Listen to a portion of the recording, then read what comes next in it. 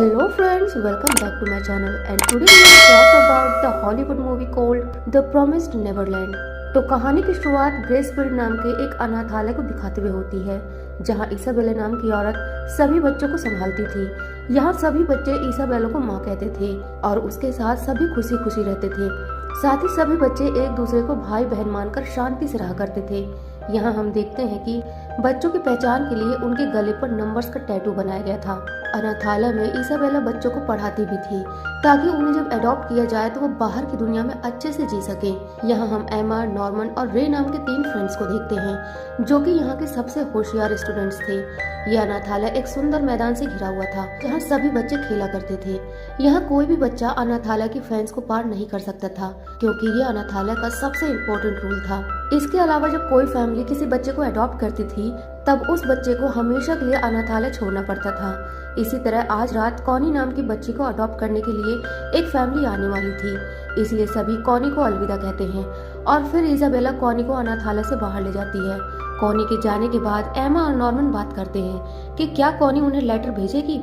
दरअसल अनाथालय से जाने वाले बच्चे वादा करते थे कि वो बाहर जाके अपने फ्रेंड्स को लेटर जरूर भेजेंगे, लेकिन आज तक किसी भी बच्चे ने अनाथालय में लेटर नहीं भेजा था। इसी दौरान एमा और नॉर्मन की नजर कॉनी के फेवरेट टेडी पर जाती है, जिसके बिना कॉनी कहीं भी नहीं जाती थी, इसलिए वो कॉनी के टेडी को उसे देने की सोचते हैं। तब रे कहता है कि मेन गेट की लाइट अभी भी चालू है, जिसका मतलब कॉनी अभी भी यहीं पर है, इसलिए तुम जल्दी से उसके टेडी को देकर आ जाओ। जिस पर एमा और नॉर्मन जल्दी से गेट की ओर भागते हैं। यहाँ गेट पर उन्हें एक ट्रक दिखाई देता है। जब वो ट्रक के अंदर देखते हैं तो वो दोनों बुरी तरह से डर जाते हैं। असल में इस ट्रक के अंदर कॉनी की डेड बॉडी रखी थी और उसके सीने पर एक फूल लगा हुआ था। तभी उन्हें वहाँ किसी के आने की आवाज सुनाई देती है, इसलिए वो जल्दी से ट्रक के नीचे छुप जाते हैं। जिसके बाद वहाँ 2 बड़े बड़े डीमंस आते हैं जो कॉनी की बॉडी को एक कैप्सूल में डाल देते हैं। इन डीमंस को देखकर एमा और नॉर्मन बुरी तरह से डर जाते हैं और उनको बात करते हुए सुनते हैं, जहाँ डीमंस कहते हैं कि इस जगह पर रहने वाले इंसानों का मीट काफी अच्छी क्वालिटी का होता है और इन इंसानों को सिर्फ हमारे लिए पाला जाता है। एमा और नॉर्मन को समझ आ जाता है कि उनका अनाथालय इंसानों का एक फार्म है जहाँ सभी बच्चों को डीमंस के खाने के लिए पाला जाता है और एक दिन डीमंस सभी को खा जाएंगे। इसी बीच वहाँ इसाबेला आ जाती है जो दोनों डीमन से वादा करती है कि वो अगली बार उनके लिए इंटेलिजेंट बच्चा लाएगी। असल में जो बच्चे इंटेलिजेंट होते थे उनका मीट अच्छी क्वालिटी का माना जाता था।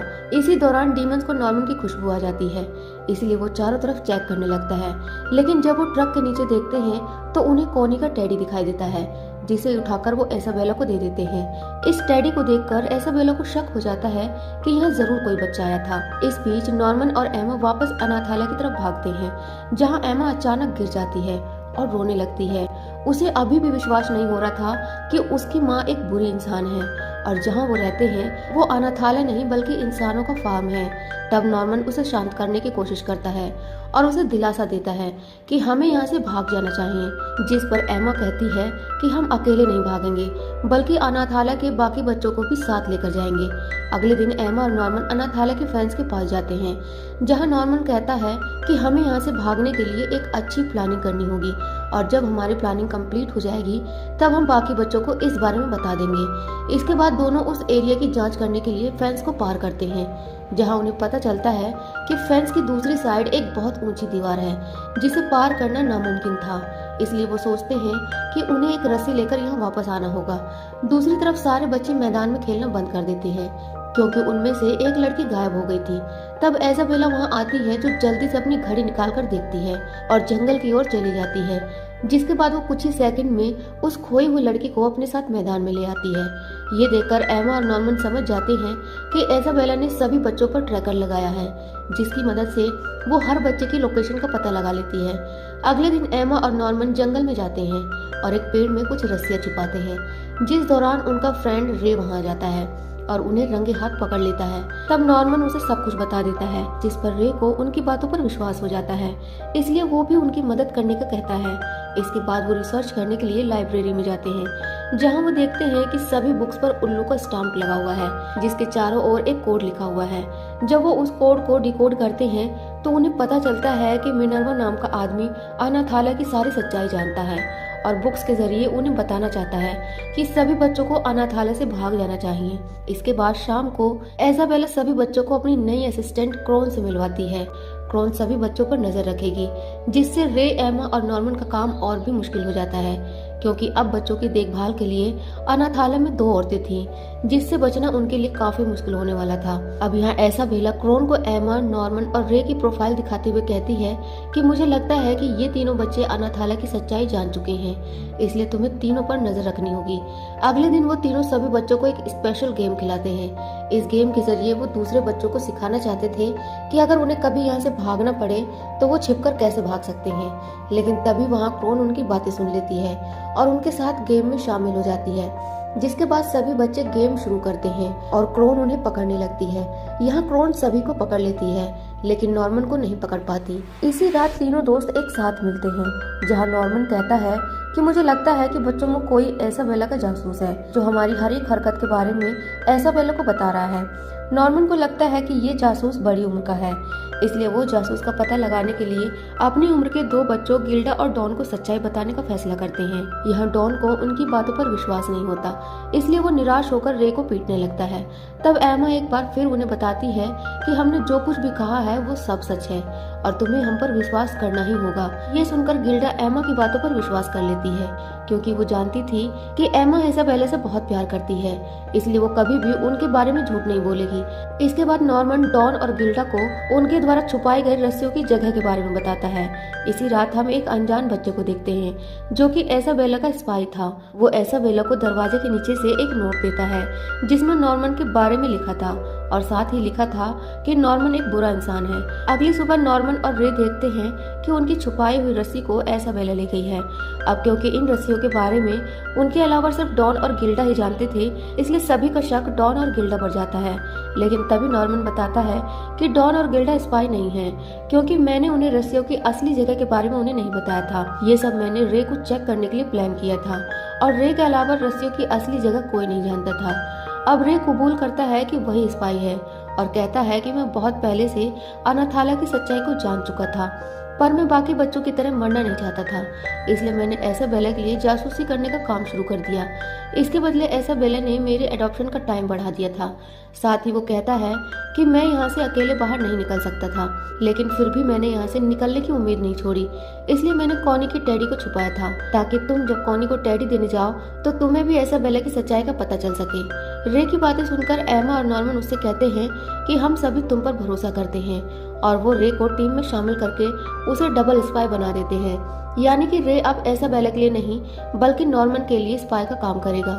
इसके बाद रे अपने रूम के फ्लोर पर बने हुए सीक्रेट हॉल में रस्सी को छुपा देता है। साथ ही वो उस हॉल में कुछ गैस कैंस और अपने बनाए गए गैजेट्स भी रख देता है। असल में ये गैजेट्स उसने अपने ऊपर लगे ट्रैकर को ब्लॉक करने के लिए बनाया था, ताकि इज़ाबेला उसकी लोकेशन का पता न लगा सके। इसके बाद रे इज़ाबेला के पास जाता है और उसका ध्यान भटकाने के लिए उसे झूठ बोलता है कि बच्चे तुम्हारे खाने में जहर मिलाने की कोशिश करेंगे। इस इन्फॉर्मेशन के लिए इज़ाबेला उसका शुक्रिया करती है, लेकिन फिर भी वो रे से कहती है कि कुछ महीनों बाद तुम्हें अडॉप्ट कर लिया जाएगा, जिससे रे परेशान हो जाता है। अगले दिन 5 बच्चे उन रस्सियों का टेस्ट करने के लिए उस दीवार के पास जाते हैं, जहां क्रोन उन्हें रंगे हाथों पकड़ लेती है, लेकिन वो इज़ाबेला को इस बारे में बताने के बजाय बच्चों की मदद करने की कहती है। साथ ही उन्हें बताती है कि मेरी बॉडी में एक चिप लगी है और अगर कोई बच्चा मेरी सिक्योरिटी से भाग जाता है तो मुझे चिप द्वारा करंट देकर मार दिया जाएगा, लेकिन फिर भी वो उनकी मदद करने का फैसला करती है। यहाँ बच्चों को पता चलता है कि क्रोन भी इसी अनाथालय में पली बड़ी है। क्रोन इज़ाबेला को हटाकर उसकी जगह लेना चाहती थी, इसलिए वो बच्चों को मदद करना चाहती थी। इसी रात वो 5 बच्चों क्रोन के रूम में जाते हैं, जहाँ वो उन्हें एक कहानी सुनाती है कि 1000 साल पहले मानव जाति और डीमंस के बीच युद्ध शुरू हुआ था, जिसमें बहुत सारे लोगों की जान चली गई। इसलिए दोनों ग्रुप ने दी प्रॉमिस नाम का एक सौदा किया, जिसमें दोनों ग्रुप अपनी अपनी दुनिया में रहने के लिए मान गए थे। साथ ही डीमंस ने इंसानों से वादा किया कि वो अब उन्हें और परेशान नहीं करेंगे, लेकिन इसके बदले में इंसानों को उन्हें खाने के लिए कुछ बच्चे देने पड़ेंगे। यही कारण था कि कुछ अनाथालयों में इंसानों के बच्चों को डीमंस के लिए रखा गया है और उन्हें अच्छे से पढ़ा लिखा कर पालने लगे हैं, क्योंकि इंटेलिजेंट बच्चों का दिमाग खाने से डीमंस समझदार हो जाते हैं, जिससे वो इंसानों पर हमला नहीं करते। इसी दौरान वो बच्चे क्रोन से ट्रैकर के बारे में पूछते हैं, तब क्रॉन बताती है कि सभी बच्चों के कानों पर ट्रैकर लगाया गया है ताकि इसाबेला सभी बच्चों की लोकेशन देख सके। अब क्योंकि रे ने ट्रैकर को ब्लॉक करने का तरीका निकाल लिया था, इसलिए किसी को भी ट्रैकर की चिंता नहीं थी, जिससे क्रॉन समझ जाती है कि बच्चों को ट्रैकर ब्लॉक करने का तरीका मिल गया है, इसलिए वो उनके तरीके का पता लगाने लगती है। अगले दिन सभी बच्चे जब खेलने के लिए बाहर जाते हैं, तब क्रॉन ट्रैकर को ब्लॉक करने वाले गैजेट को ढूंढने के लिए बच्चों के बेडरूम में जाती है, जिस दौरान गिल्डा उसे विंडो से देख लेती है। वो जल्दी से अपने साथियों को इस बारे में बता देती है, जिससे बच्चे उस ब्लॉकर को एक पिंक टेडी में रख देते हैं, जिसे क्रॉन ने पहले ही चेक कर लिया था। इसके बाद क्रॉन को रे का सीक्रेट हॉल मिल जाता है, जिसे खाली देखकर क्रॉन को शक हो जाता है, इसलिए वो फिर से रूम की तलाशी लेने लगती है और उस पिंक टेडी को उठा लेती है, जिस दौरान वहाँ इसाबेला आ जाती है और क्रॉन को एक लेटर देते हुए बताती है कि तुम्हें दूसरे अनाथालय में माँ की पोजीशन दी गई है, इसलिए तुम्हें अभी यहाँ से जाना होगा। ये सुनकर क्रॉन को कुछ ठीक नहीं लग रहा था, इसलिए वो जाने से पहले 5 बच्चों के लिए एक स्पेशल पेन छोड़कर जाती है। जब क्रॉन मेन गेट पर पहुँचती है तो उसकी मुलाकात अनाथालय के सुपरवाइजर से होती है, जिसे सभी लोग दादी के नाम से जानते थे। यह क्रॉन दादी को अनाथालय में हुए इंसिडेंट्स के बारे में बताती है, जिस पर दादी कहती है कि इसाबेला अपना काम अच्छे से करती है और वो कभी भी बच्चों को भागने नहीं देगी। तभी वहाँ एक डीमन आ जाता है और दादी उसी डीमन से क्रॉन को मरवा देती है। इसके बाद एमा और नॉर्मन को उस दीवार पर चढ़ते हुए देखते हैं, जबकि रे इसाबेला का ध्यान भटकाने के लिए उसे बातों में उलझाए रखता है, लेकिन इसाबेला को उन सभी पर पहले से ही शक था, इसलिए वो रे की बातें नहीं सुनती और उसे एक रूम में बंद कर देती है। तब डॉन रे को रूम से बाहर निकालता है, जिस दौरान इसाबेला दीवार की ओर निकल जाती है, जहाँ वो नॉर्मन और एमा को रंगे हाथ पकड़ लेती है और उन्हें डांटने लगती है। वो कहती है कि मैंने तुम्हें वो सब कुछ दिया जिसकी तुम्हें जरूरत थी, फिर भी तुमने अनाथालय के रूल को तोड़ने की कोशिश की है। तभी अचानक एमा इसाबेला को पकड़ती है ताकि नॉर्मन वहां से भाग सके, लेकिन इसाबेला आसानी से एमा पर हावी हो जाती है और उसका पैर तोड़ देती है। ये देखकर नॉर्मन रुक जाता है और उसके बिना जाने से इनकार कर देता है। तब इसाबेला नॉर्मन को बताती है कि अगला एडॉप्शन तुम्हारा होगा, इसलिए अनाथालय में ये तुम्हारा आखिरी दिन है। इसी रात चारों बच्चे नॉर्मन की मदद करने के लिए दोबारा से इकट्ठा होते हैं, जिस पर नॉर्मन उनसे कहता है कि अगर मुझे दूसरों की रक्षा करनी है तो मैं खुशी से अपना बलिदान दे दूंगा।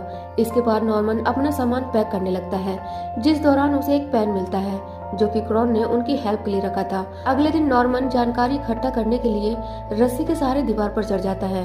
तब उसे पता चलता है कि दीवार की दूसरी साइड काफी गहरी खाई है, जिस वजह से वो आसानी से दीवार पार नहीं कर सकते थे। खैर, अब नॉर्मन वापस अनाथालय में आता है और अपने दोस्तों के लिए एक कागज पर ड्राइंग बनाता है और उन्हें उस खाई को पार करने के लिए एक पुल खोजने के लिए कहता है।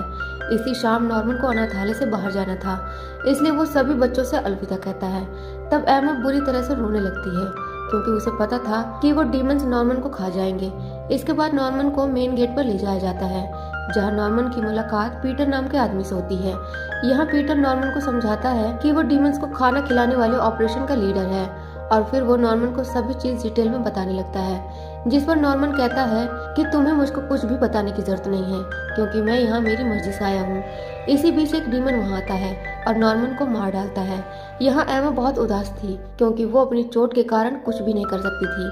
तभी वहाँ इसाबेला आती है और एमा से कहती है कि मैं चाहती हूँ कि तुम इस अनाथालय की अगली माँ बनो। ये सुनकर एमा बहुत परेशान हो जाती है। दूसरी तरफ रे अब अकेला हो चुका था, जिस वजह से उसकी यहाँ से बाहर निकलने की सारी उम्मीदें खत्म हो चुकी थी। इसी बीच इसाबेला रे को बताती है कि एडॉप्शन के लिए अगला नंबर तुम्हारा ही है। इसी रात एमा रे के पास आती है और उसे बताती है कि उसके पास एक प्लान है, लेकिन रे के पास पहले से ही एक प्लान होता है, इसलिए वो अपने प्लान के हिसाब से खुद को आग लगा लेता है। जैसे ही आग की लपटें रूम में फैलती हैं, एमा रोने लगती है, जिसकी आवाज सुनकर इसाबेला वहां आ जाती है। तब एमा उसे रोते हुए बताती है कि रे ने तुम्हारी वॉच के साथ खुद को आग लगाकर सुसाइड कर लिया। इसाबेला जल्दी से आग बुझाने की कोशिश करती है। असल में उसकी वॉच बहुत इंपॉर्टेंट थी, क्योंकि इसके जरिए वो सभी बच्चों की लोकेशन देख सकती थी। यहाँ इसाबेला जैसे ही पीछे मुड़ती है तो देखती है कि एमा वहाँ से जा चुकी है। असल में ये सब उनके प्लान के हिसाब से हो रहा था। फिर हमें एक फ्लैशबैक दिखाया जाता है, जिसमें नॉर्मन के जाने के बाद एमा को उसका लेटर मिलता है। इस लेटर में नॉर्मन ने यहाँ से भागने के कुछ तरीके लिखे थे और उस स्पेशल पेन को भी लेटर के साथ रख दिया था, जिसके बाद एमा ने वो लेटर डॉन और गिल्डा को दे दिया ताकि वो बच्चों के साथ मिलकर प्लान पर काम करते रहे। दूसरी तरफ इसाबेला को एमा पर शक न हो, इसलिए वो उसके सामने उदास होने का नाटक करने लगती है। इस प्लान के बारे में रे को नहीं बताया था क्योंकि इसाबेला हमेशा रे पर नजर रखती थी। यहाँ हमें पता चलता है कि जब रे खुद को आग लगा रहा था तब एमा ने उसके ट्रैकर को चाकू से बाहर निकालकर आग में फेंक दिया था और फिर इसाबेला को रे की मौत के बारे में झूठ बोलकर उसे चकमा दे दिया, जिसके बाद उसने सभी बच्चों की चिप को चाकू से हटा दिया। लेकिन वो सबसे छोटे बच्चों को अपने साथ नहीं ले जा सके, इसलिए एमा ने उनसे वादा किया कि वो उन्हें लेने जरूर आएंगे। इसके बाद कहानी प्रेजेंट में शिफ्ट होती है जहाँ सभी बच्चे एक एक करके उस दीवार पर चढ़ जाते हैं और अपनी रस्सियों को चट्टान की दूसरी ओर फेंक देते हैं, जिसके बाद वो सभी दूसरी तरफ पहुंचने के लिए हैंगर्स का यूज करते हैं। यहाँ एमा को छोड़कर बाकी के सभी बच्चे दूसरी साइड पहुंच जाते हैं। तभी वहाँ इसाबेला आ जाती है जो एमा से कहती है कि मैं भी तुम्हारी तरह मासूम थी और मेरा एक बॉयफ्रेंड भी था। फिर एक दिन मुझे पता चला कि मैं प्रेग्नेंट हूँ, इसलिए मैंने इस जगह से भागने की कोशिश भी की थी, लेकिन जब मैं इस दीवार पर खड़ी थी तब मुझे एहसास हुआ कि मैं यहाँ से कभी नहीं भाग पाऊंगी। इसके बाद वो बताती है कि जब मेरा बच्चा पैदा हुआ तब उसकी कुछ समय बाद डेथ हो गई थी, इसलिए मैंने इस अनाथालय की माँ बनने और बच्चों को अच्छी जिंदगी देने का फैसला किया था। यहाँ ये भी पता चलता है कि जब बच्चों को डीमंस के हवाले किया जाता था तब इसाबेला को बहुत दुख होता था, लेकिन वो ये सब इंसानों को बचाने के लिए कर रही थी। यहाँ इसाबेला एमा को बताती है कि तुम मेरी फेवरेट हो, लेकिन तभी वो एमा को धमकी देती है कि अगर वो यहाँ से भागने की कोशिश करेगी तो वो रस्सी काटकर उसे नीचे गिरा देगी, जिस पर एमा कहती है कि माँ मुझे आप पर विश्वास है कि आप ऐसा नहीं करोगी। जिसके बाद एमा उस रस्सी से दूसरी ओर जाने लगती है। ये देखकर इसाबेला चाकू निकाल लेती है, लेकिन वो उस रस्सी को नहीं काटती। इसाबेला दीवार पर खड़ी होकर गर्व से सभी बच्चों को दौड़ते हुए देखती है। तभी उसे याद आता है कि रे मैदान में बैठकर जिस सॉन्ग को गा रहा था वो सॉन्ग इसाबेला अपनी प्रेगनेंसी के टाइम पर गुनगुनाती थी, जिससे इसाबेला को एहसास होता है कि रे ही उसका बच्चा था जो कि बचपन में ही खो गया था। यहाँ सभी बच्चे जंगल में अपना रास्ता बनाना शुरू करते हैं। तब एमा बच्चों को वो पेन दिखाती है जिसे ओपन करने पर उसमें से एक उल्लू बाहर निकलता है जो कि सभी बच्चों को शहर की ओर ले जाने लगता है। इस बीच इसाबेला पीटर और दादी से मिलने जाती है और सभी बच्चों के भागने के पीछे खुद को जिम्मेदार मानती है, इसलिए पीटर उसे सजा के तौर पर एक डीमंस के हवाले कर देता है। और इसी के साथ ये मूवी यहीं पर खत्म हो जाती है। तो दोस्तों, अगर आपको ये वीडियो और मेरा एक्सप्लेनेशन अच्छा लगा तो वीडियो को लाइक और चैनल को सब्सक्राइब जरूर करें।